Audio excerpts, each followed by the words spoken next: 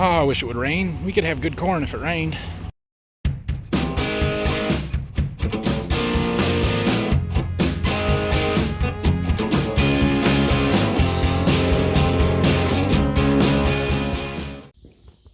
Good morning.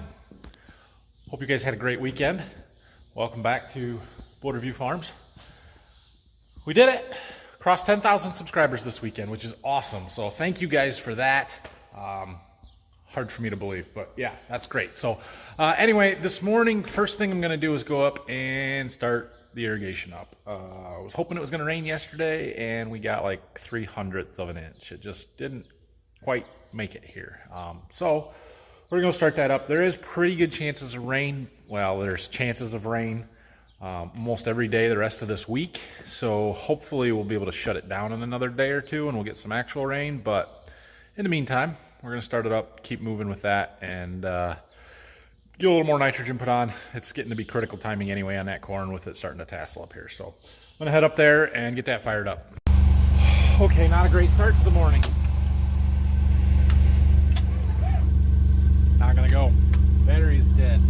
You know, I was watching this the last few days that we were running it, and my voltage meter there was running a little low, like 10. And I kind of wonder if our alternator's not going out on this and it wasn't charging the battery.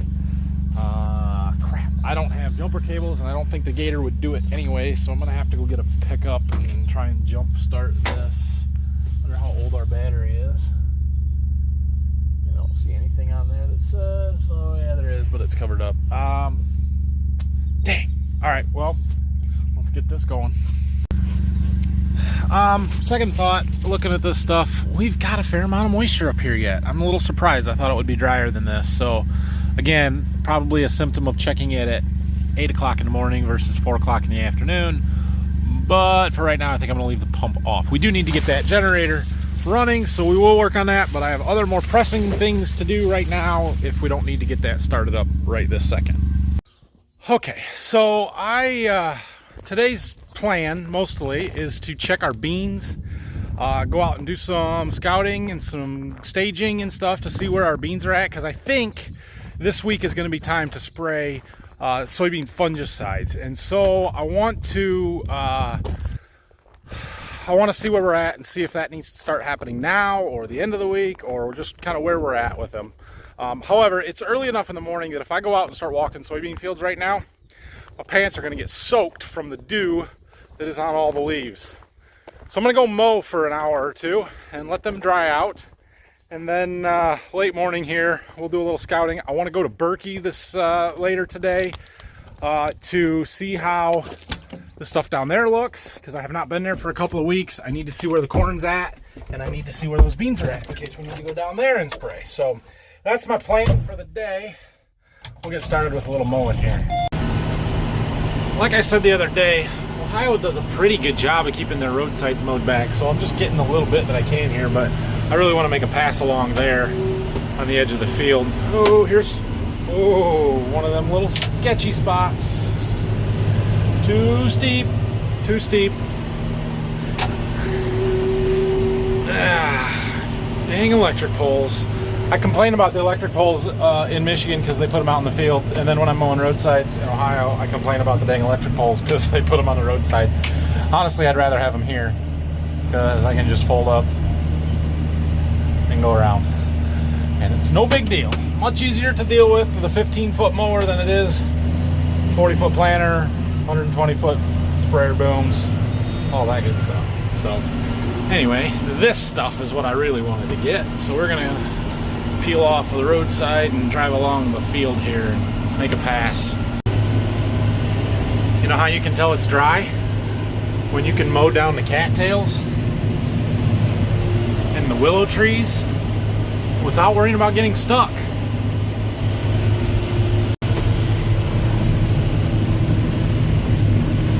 Just choose them up, but that's fantastic.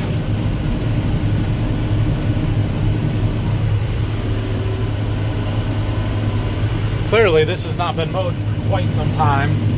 We try to not let these trees get started because once they get big, then you got to dig them out with a backhoe or something. That isn't no good. We can't farm this down here. We'll never farm this down here. don't know if it's actually classified as a wetland or not, but basically it's too low to get drainage tile in it. There's nowhere for it to outlet to. So we kind of farm around it. But we'd like to keep the trees from growing up. Oh man. Let's see what we can get here. It's like mowing down a forest.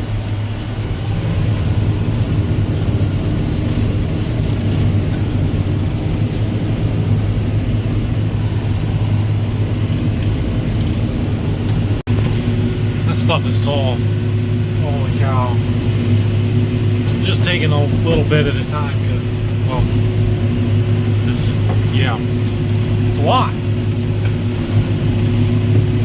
It's doing a pretty good job though. We aren't gonna mow all this, but just knock it back a little bit as we can. At least all the tall stuff here. I wasn't gonna mow this whole low ground down here where it's mostly grass, but after seeing some of the shrubs and brushy stuff that's out there, I decided, nope, I am gonna mow it all. Like I said, I really don't know how long it's been since this has been mowed. This grass is really thick. Our mower's doing a really good job. It would be even better if the blades were actually sharp, but they're not. It's all right, it's doing fine. I'm gonna keep working in from the edges though, because you never know what's out there. Holes, wet spots, whatever. And so I don't really want to get stuck in the middle of a bunch of tall grass. At least if I work from the edges in, I'm on the edge of what's already been mowed, and it's a lot easier to get out. Well, that is much better. I mowed that whole thing. I was sort of surprised I was able to get through it all. But yeah, we got all them shrubs knocked down, got the tall grass knocked down, so that's a lot better. And then there's, I don't think I can do all that, so we're gonna make one more wing pass there and call it good. That stuff is tall. They're not real thick, but they're thick stemmed, but they are thick as in there's a lot of them, and it's working out the tractor. This was a bit abusive to my mower and the tractor really, so, but it's better than it was. Now that it has been an hour and a half since I started mowing, we can come out here and look at our beans a little bit because they're drying off. So just wanted to walk out and see kind of where we're at. They're definitely getting taller, I can tell you that. They don't look too bad. They're a little yellow along that edge. That's probably a manganese. Could be some spider mites. We'll go look at over there in a minute. But yeah, look, we got all kinds of pods. Oh, I'm sure these are time to be sprayed. Let me pull up a plant. Ugh. Okay. I broke the root off big time, but look at all these, sorry, framing. Look at all these nodules on there. Those are, they're what provides the nitrogen to the plant. Soybeans are a legume. They have a symbiotic relationship with rhizobia in the soil that basically the soybeans feed the rhizobia fix nitrogen out of the air. They take nitrogen out of the atmosphere, the air, and convert it into a plant available form, and it feeds the plant. That's why we don't apply nitrogen to soybeans. So this is a pretty nice plant. We've got some pretty good sized pods down here on the bottom and get smaller towards the top, and we still got flowers. That's kind of how soybeans grow, at least where we're at, is they're indeterminate, which means they will be reproductive stages and vegetative at the same time. So they're still getting taller, adding new vegetation while they're producing pods and flowers. Boy, them nodes are stacked in there. They're really tight together. That's a good thing. It means they'll be a little short, but it means there's lots of places for pods to attach. So the way that we stage them is we need to find the uppermost fully exposed trifoliate, which I'm not going to be able to do with one hand, so hang on a second. Okay, so right here in my hand is the main branch and stem of the plant, and if you look right there, that trifoliate is what we're going to consider the uppermost fully exposed. There's one right here, but it's still curled up. Those leaves are still touching, so we're not going to count that one. So we're going to start here at this node where that leaf attaches, and then we're going to count down 4. 1, 2, 3, 4. So what we're looking for here is a pod that is 3/16 of an inch long to, I believe, 3/4 of an inch. I'll have to double check that, but we're still at an R3 stage here. So if it's at least 3/16, it's R3. When it gets to 3/4, you're considered R4, I believe. R3 is the timing to spray. These need sprayed, and they need sprayed soon, very soon. So once we get pods that look like this up higher, then we're a full R4, and you can still spray them, but it's getting too late to get all the good out of the fungicide. So overall, pretty decent looking plant. I'd be happy if they were all that way. They're not, but that's a good one. If you look kind of right here along the edge, you'll see some leaves that look like this, and this, hard to tell. Let me look real close. Well, I don't see any, but I believe that this damage is caused by spider mites.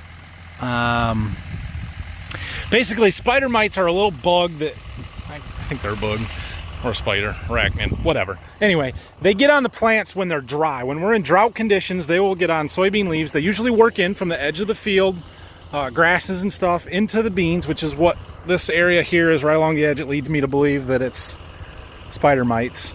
And they will just coat the leaves and suck the juices out of them until they turn the leaves brown, kind of like that. And we do spray for them if it gets bad enough, but like I said, where they work in from the edges, so you get little pockets like this. And we really don't need to spray the whole field. We would just need to do this pocket. But the thing about spider mites is they only attack soybeans when it's dry. It changes the concentrations of the juices and the sugars and everything in the plants. And as soon as we get rain, they leave the soybeans and go back into the grass or wherever else. So I kind of think that we probably had some spider mites there. And then when we got that rain last week, they said, nope, these are no good anymore. And they left. So don't have to worry about it. And it's a really small area anyway. So not really any damage there. Dad got the sunflower chisel plow out. We haven't used that thing since we bought our 2730 ripper. It's been years. A couple years. He's working on that fence row, or the edge of the woods over there that I showed you the other day. I imagine he's gotten most of the trees out of there and he wants to rip the roots out. So he's taking that over there. He can get a little closer, do a little better job of that kind of stuff than our big ripper will. So that's good. Anyway, I'm ready to go to Berkey. I want to go look at stuff down there, see what things look like. So I'm going to do that. We'll look at some beans and we'll look at some corn. See if it's time to spray some fungicide yet or not. I'm guessing it is, but we do have to go look. It's been a couple weeks since we've been there.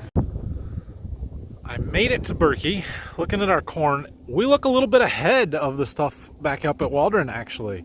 This corn is pretty well full tassels, except for right here on these ends where it was thin and behind because water. But you get out in the field and boy, you can really, there's a lot of tassels. You can see a little bit of variation. This is where my plot is. We've got some height variation. We've got some tassel color variation. So that's interesting to see. And yeah, dang, looks good. I'm really happy with this stuff down here. And I can smell the pollen in the air. It's, yeah, definitely shedding lots of pollen today. It is pretty dry down here. We have missed some of the rains at our Berkey farm compared to what we've gotten back at Waldron. So this corn is not curled up right now, but it's not very hot yet. It's still fairly cool for today. So, you know, hopefully we'll get some rain this week, but it is what it is. I am noticing how some of these bottom leaves are starting to show this nitrogen deficiency. And I don't think it's because we're lacking the nitrogen out here. I think we just can't get it into the plant because of how dry the soil is. Because like we've talked about before, nitrogen attaches to the water, enters the plant with the water. And if there's not any water or moisture, it's going to be tough to get nitrogen into the plant. So rain will fix that. But you can see we've got a lot of pollen shedding here. Yep, it's starting to accumulate on the leaves.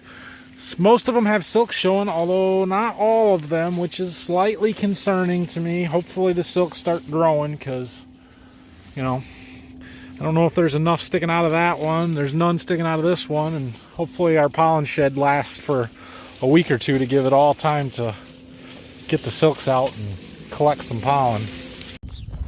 Okay, let's walk out into the soybeans here and see how they look. See lots of white flowers on these ones. So we typically plant most of our full season beans down here at Berkey. The theory is that then we can come down here with the combine and do these soybeans kind of last of the soybeans, and do the corn down here at the same time. Only make one trip instead of two. Sometimes that works out, sometimes it doesn't. So I expect these to be just a little bit behind the ones that we looked at earlier. Definitely flowers farther down the plant, or more of them. I don't see the pods like those other ones were. Let me pull a plant. Yep, definitely a little farther behind growth stage wise. We don't see the pods on the bottom of that plant. Let's see, where's the main stem? Right there would be the top fully expanded trifoliate. So we'll go 1, 2, 3, 4. So we're looking at this node right here, looking for pods 3/16 of an inch, and I would say no. We're not there yet. So these would be an R2 bean, and we've got a few days before they need sprayed. That's good. That means I don't have to come here and I can concentrate on some back at Waldron right now. So I'm going to look at another field with different variety just to make sure those ones are similar, but probably be the end of the week, first of next week, before we need to come down here and spray these ones. Oh, one other thing I wanted to look for was to see if there's any bugs, aphids specifically, and I don't see any. We have had a little bit of Japanese beetle feeding here, but for the most part, they're not too bad. I don't think it would be worth throwing an insecticide in here from what I'm seeing on these. So these beans and the ones across the road are both our fields. And I need to check and see what varieties we got versus the ones we just looked in. These ones look the same, white flowers. I'll assume they're the same. Doesn't mean they are, but go out here and take a look. Well, this field is the same variety. They look almost identical to the ones we just looked at, so nothing to show there. However, the ones across the road are a different variety. This field is 3195s. They're 3.1 maturity. The ones across the road are 3324s. It'll be a 3.3 maturity, and they're a little bit fuller season. All of these beans were planted within a day or two, so planting date should have no effect on what we're seeing here. Wow, clearly a difference out here. These beans are taller on me, and we've got purple flowers.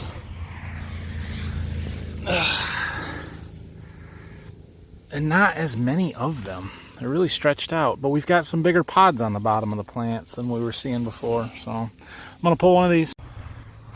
Okay, not a lot bigger pods, but like that one there's a little bit longer than any of the ones on that other variety was, which is surprising. These should be farther behind, not ahead.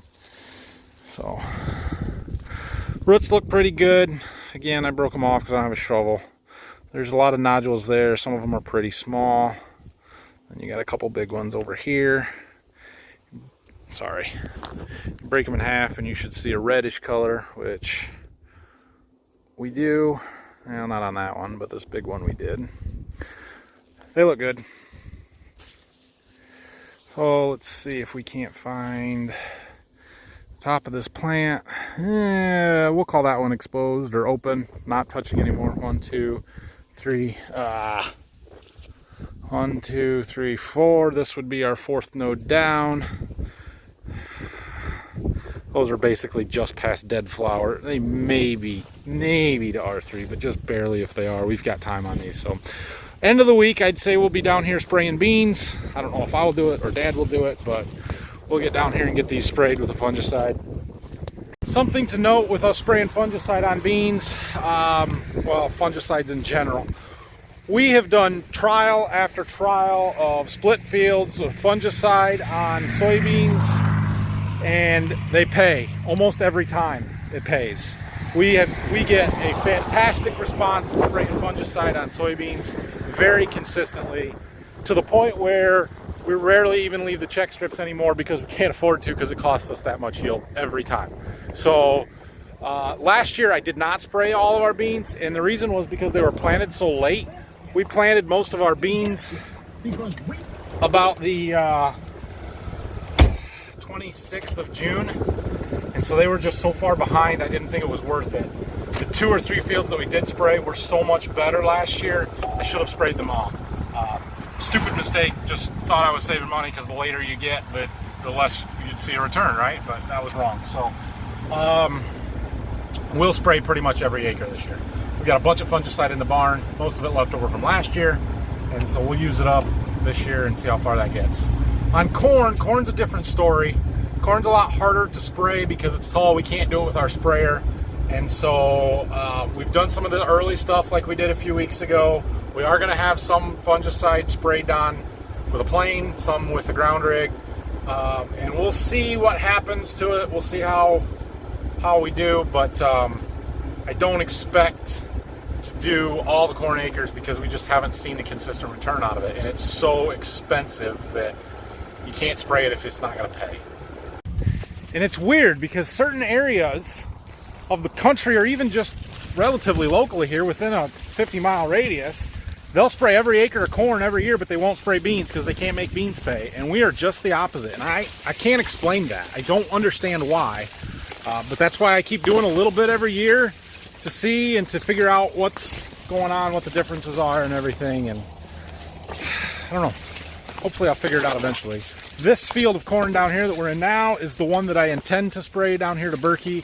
I thought it had the best stand when I was side dressing it, so it makes the most sense to me.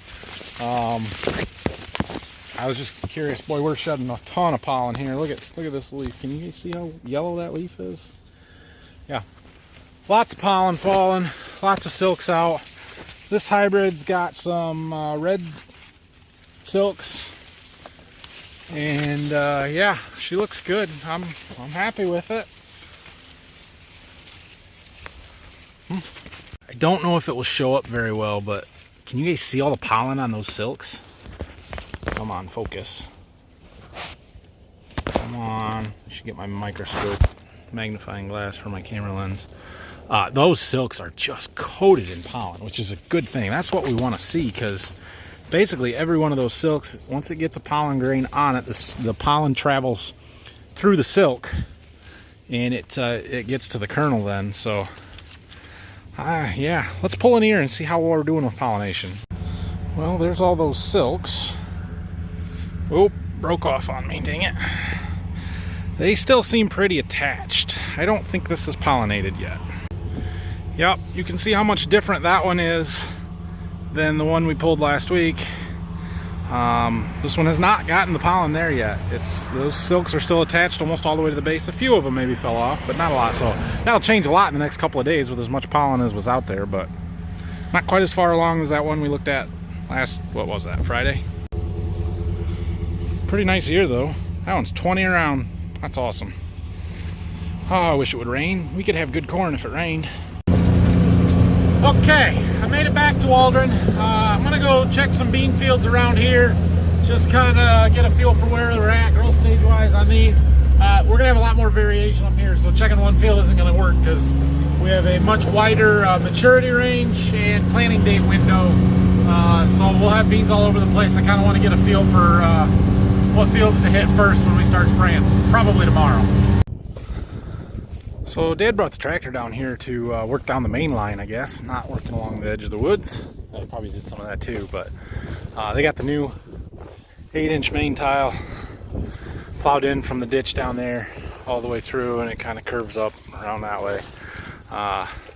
But when they did that, they cut off all the laterals that run this way, and so now they're digging them all up and connecting them into the new main, because the old main is over there. Yeah, so we're digging them up, putting them back together like you see here.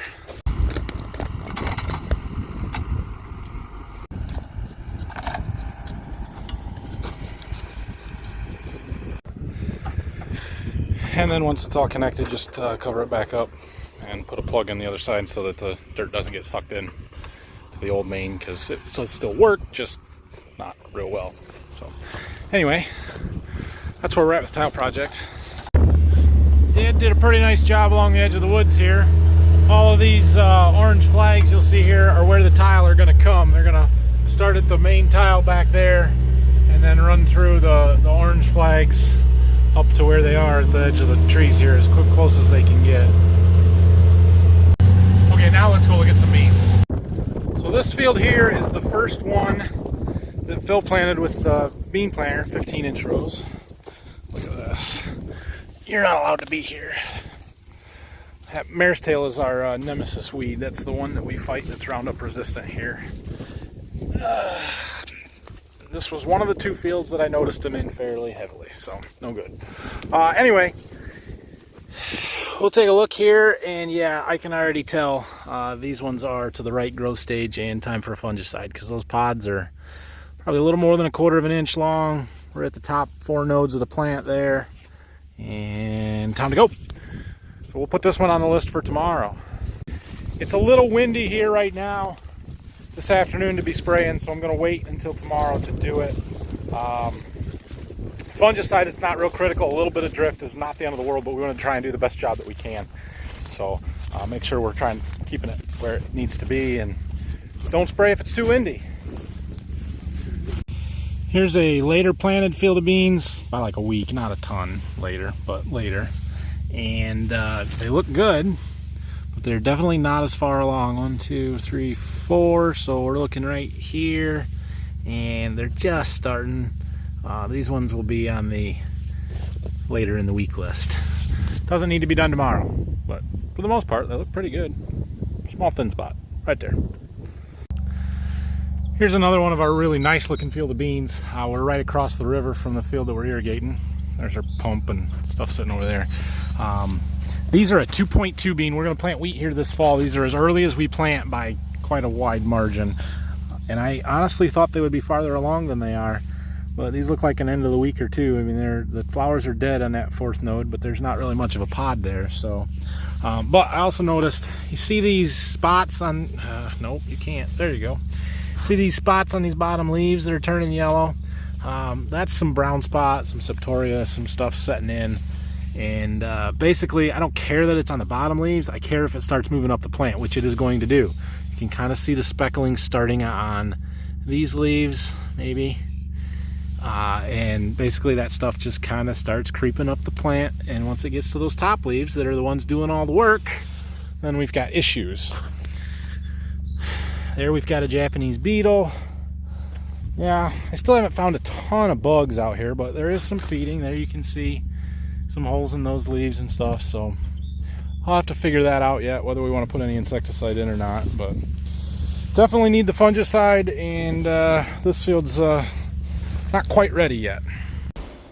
All right, well, we're kind of, some of the beans are ready to spray, some of them aren't, so we're going to plan on doing that tomorrow. We'll spray some fungicide, at least in the morning. We'll see what the weather's like and whether it gets windy or not. But usually in the mornings it's calm and we can spray for a little while. So we'll probably do that. I will say something to Dad, but I doubt that he is going to want to do it. And yeah, I've got to be home by around 6 tonight. So I'm going to go do some mowing for a little while. It's like 4-ish now. We're gonna go mow for the rest of the day. Maybe we'll stop and scout a field on the way home or something, but yeah, let's go mow some filter strips. Oh yeah, I remember what I wanted to tell you before that last one. Anyway, when I was up there looking at them beans on the field that or across the river from where we irrigate, I stopped over at the generator. I got a part number off of that alternator, because I'm pretty sure that's the problem. And came back and I ordered one. John Deere, there's a John Deere part number on it. They do sell those alternators, although it must be specific to generators, or it said marine engines, because it's a lower amp alternator. It's only a 90 amp alternator, and the ones on the tractors that have that same engine are 140 amp alternator. And so when I looked up the part number, they didn't have one at the John Deere dealer. It was going to take a few days to get it, and it was going to be like $550, which seems pretty pricey for an alternator. So I did a quick Google search and I found one online that'll be here on Wednesday, and it was $100. Now I don't know if the quality is as good, but for all we're using that generator for, yeah, it'll be okay. It's not the end of the world. So, yeah. In the meantime, I may pull that one off the 8300 that's 140 amp and put it on there just to keep it running if I need to. But I don't think over amps, high amps on an alternator will hurt anything. Will it? You guys tell me down in the description. Comment section, not the description. I guess I should have came and looked first. Somebody's already been here. These are already done. Okay. Well, we'll go do some roadsides while we're waiting.